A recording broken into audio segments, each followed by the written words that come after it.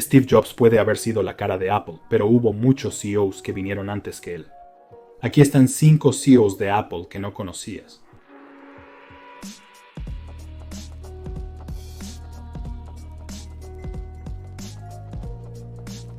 Cuando Steve Jobs y Steve Wozniak fundaron Apple en 1976, no se les podía confiar la dirección por su juventud.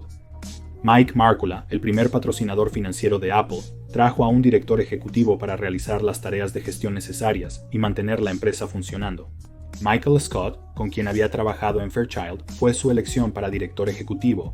Scott fue el 5º empleado en unirse a Apple y se desempeñó como director ejecutivo desde 1997 hasta 1981.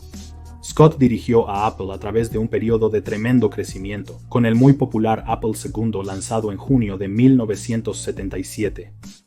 También se informa que estuvo detrás de una prohibición en 1979 de todas las máquinas de escribir dentro de la sede de Apple. Una historia interesante sobre Scott es cuando despidió a más de la mitad del equipo de Apple II a principios de 1981, un día que se conoció como el miércoles negro dentro de la empresa. Scott explicó que la empresa había crecido demasiado rápido durante el año anterior y había realizado algunas contrataciones clave malas, quienes contrataron a personas aún peores. Pensaba que la división de Apple II se había vuelto muy complaciente y que Apple había perdido el ajetreo de la startup base de su éxito. Hizo pública a Apple en 1980 y dejó la empresa poco después. En 1977, Mike Markula se convirtió en inversor de Apple, proporcionándole $80,000 como inversión en capital de la empresa y $170,000 como préstamo. También se convirtió en el tercer empleado de Apple. Markula asumió como director ejecutivo en 1981 cuando Michael Scott dejó la empresa. Se desempeñó como una especie de director ejecutivo temporal hasta 2 años después cuando Steve Jobs reclutó con éxito a John Sculley para el puesto. Markula ayudó a comercializar las 2 primeras computadoras de Apple, brindando crédito y capital de riesgo a la empresa. Originalmente dijo que permanecería en Apple durante 4 años, pero se quedó más tiempo, siendo presidente desde 1985 hasta 1997, cuando se formó una nueva junta tras el regreso de Jobs a la empresa. Según informes, el cofundador de Apple, Steve Wozniak, atribuye a Markula el éxito de Apple más que a sí mismo, a pesar de que Wozniak construyó por sí solo las primeras 2 computadoras de la empresa.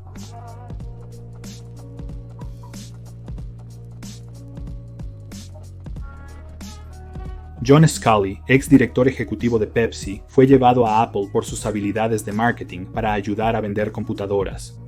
Sculley es reconocido por sus conflictos con Steve Jobs, quien en 1985 empezó a perder el control de sus equipos, llevando a Sculley y otros ejecutivos de alto rango a despojarlo de sus responsabilidades operativas. Sin embargo, su estrategia como director ejecutivo hizo que Apple incurriera en altos costos de ingeniería, fabricación y marketing, con sus productos causando confusión en el mercado.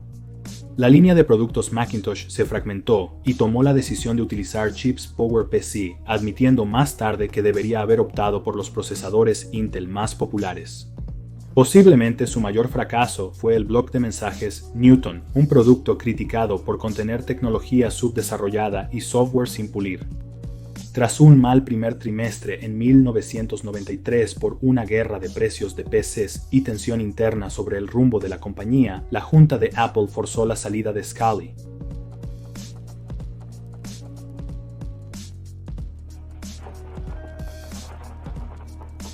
Michael Spindler, apodado el Diesel, ascendió en las operaciones europeas de Apple, llegando a ser presidente de Apple Europa y reemplazando a John Sculley como director ejecutivo en 1993.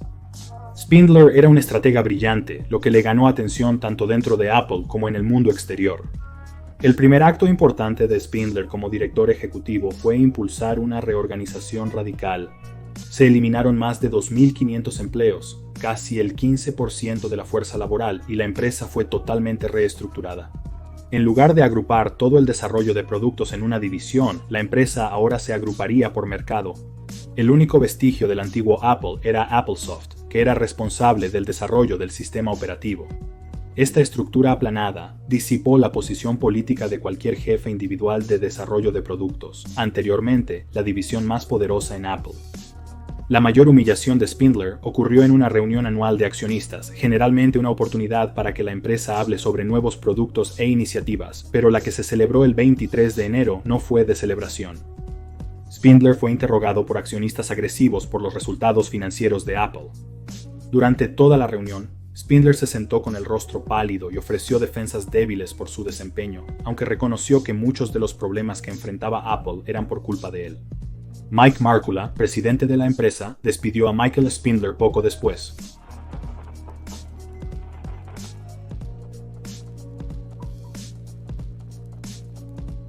Amelio fue el director ejecutivo durante los días oscuros de Apple y tuvo el mandato más corto de cualquier director ejecutivo de Apple.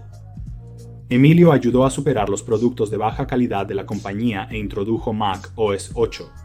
Permitió la licencia del sistema operativo a los fabricantes de hardware clon de Mac, que estaban invadiendo la cuota de mercado de Apple en lugar de atraer nuevos clientes a la plataforma. Amelio también adquirió por $429 millones la compañía de computadora rival de Steve Jobs, Next. Esto trajo a Jobs de vuelta a la empresa como jefe de su nueva división de sistemas operativos. En menos de un año, las acciones de Apple alcanzaron su mínimo de 12 años. En un golpe de estado en la sala de juntas, en 1997, Jobs convenció a la junta de que Emilio no era el hombre adecuado para el trabajo, lo que llevó a Emilio a perder su posición. Steve Jobs fue nombrado director ejecutivo interino antes de asumir el cargo oficial de director ejecutivo en el año 2000.